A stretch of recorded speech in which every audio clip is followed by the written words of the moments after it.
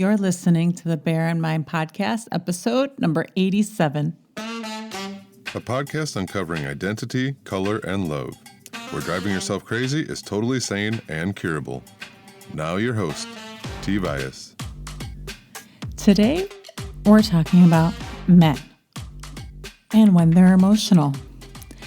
And it was a little bit weird to write the title for this because I realized when I speak about men or I hear people speaking about men, when they say, well, men are, and you fill in the blank, usually we don't hear men are emotional. We hear women are so emotional. Or, even if we're not generalizing, when we're using someone as emotional, we're referring to somebody who identifies as a woman. And I have several kind of incidences in my life that are kind of interesting that had me thinking about when men are emotional or why we don't actually say that they are, but they actually are being emotional. And so I'm going to share with you those stories and the take on what is happening when they're emotional. First, I want to talk about what it means to be emotional. So the way I'm going to define it is for the purposes of our 10 minutes together is that emotional means when you're reacting to an emotion. You're not actually experiencing or dealing or processing the emotion in your body. And I talk about this in some episodes where experiencing an emotion is a very kind of quiet thing. And sometimes it's not very visible to the outside world when you're processing an emotion. When we react to an emotion, it often looks like crying. So if we're sad, but other emotions can lead to crying. Crying is a reaction to an emotion. Yelling is a reaction that comes from anger. When we're stuck and not taking action, even the act of not acting can come from feeling overwhelmed or confused. So we're reacting to these emotions and it's kind of visible.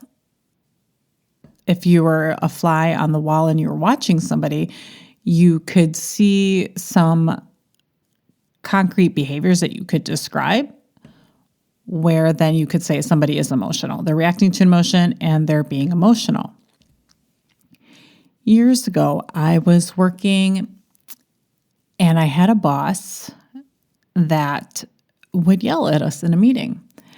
And he was never described as emotional. I mean, nobody liked him because he would show up to a meeting and he would print out his emails and he would show you the email around the meeting room and say, what's the answer on this? And of course, you're sitting in the chair, but you can't actually read the font size of 10 from where you're sitting. So you have no idea what email he's referring to. And he would take it out and in a stern voice go, what's this going on? And then sometimes he would yell if there was no adequate response.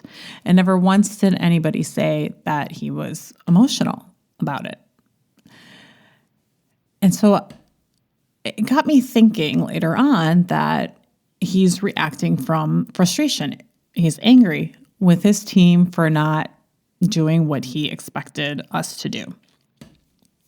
And then I was then thinking about when the time that I lived in Paris, and I was living in Paris, and I was living there when the incidences of Gilets jaunes were happening. They call them yellow jackets vests, or when there was a whole bunch of protests and there was destruction of a lot of property in Paris. And I actually lived on a street that was a big avenue where all of the Gilets jaunes would come down. And so I actually saw all of the glass in the stores were broken on my street. And it was during Christmas time and there was Christmas trees burning right in front of my apartment. And all of those people that paraded down the street were all men. And I don't think I came across, in French or in English, I don't think I came across any sort of media saying, oh, they're being emotional. The Gilets jaunes, the yellow vests are being emotional.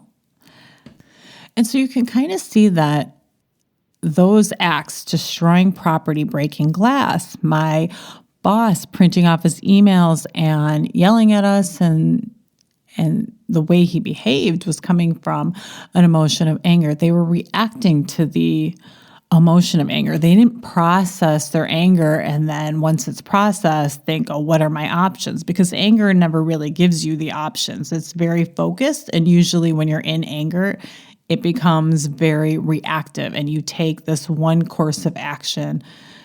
It can be either blaming or destruction or something like that. And we tend not to say that about men. We don't say they're being emotional whenever they're expressing anger. Instead, here's what we do. So I watched the Netflix series called The Bridgertons. It's based on the book by Julia Quinn. And I watched season 2. And in this season, okay, it's a bit of a spoiler alert, there's a part where one of the family members, they're all sitting around a table, and one of the family members starts saying some not so nice things about the other family members. And one of the women at the table interrupts them and is quite angry, and she talks in a stern voice to the people who are insulting her family.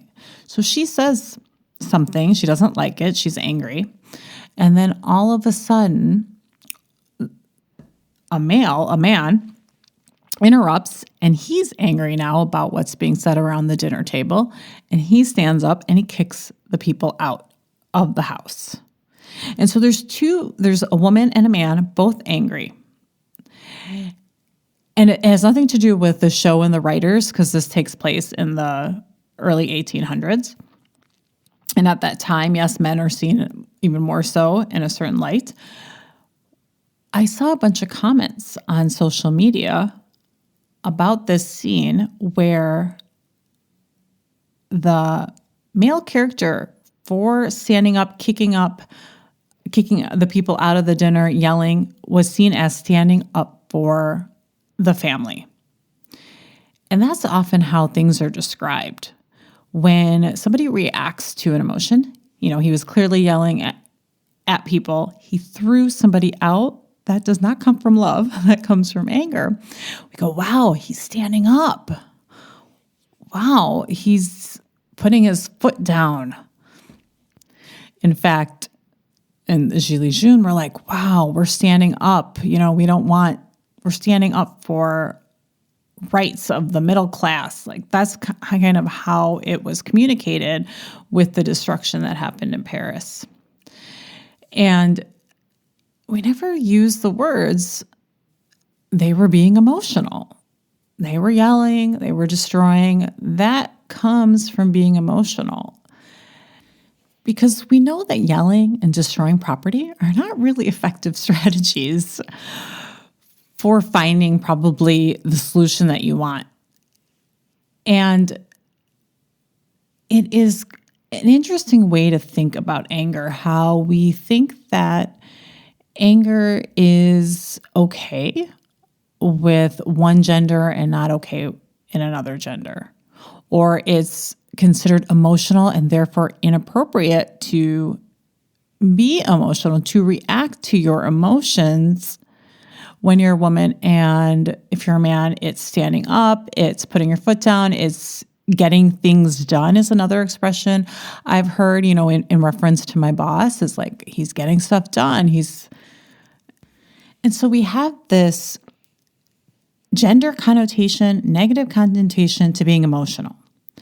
And when you separate out what is actually being emotional, we realize that it's not only women that are emotional. It is, in fact, also men who are reacting to their emotions. And we can so quickly decide something's positive and negative when, in essence, it's the same thing. It's the same action taken from an emotion. It's reacting to an emotion. And it doesn't mean it's positive or negative in any situation or based on who's doing it. It's often is that reaction to that emotion going to serve the person that is reacting to the emotion and the other people that it's affecting. And I can tell you that when you react to emotions, you're definitely not processing emotion and getting the full message of what that emotion is trying to tell you. When you can process an emotion, you get the wisdom that comes out of feeling angry. And from that wisdom, you have so many more options rather than yelling, destroying property, printing out emails with the font size of 10, hoping that the team could read that across the table. So yes, when men are emotional, we tend to think of it as not emotional, but a positive thing, instead of it being neutral, and in fact, quite gender neutral. It's somebody reacting to their emotions. And that's all I have for you this week. I'll check back with you next. Thanks for listening. Listen for a new episode next Tuesday by subscribing on your favorite podcast platform. Bye for now.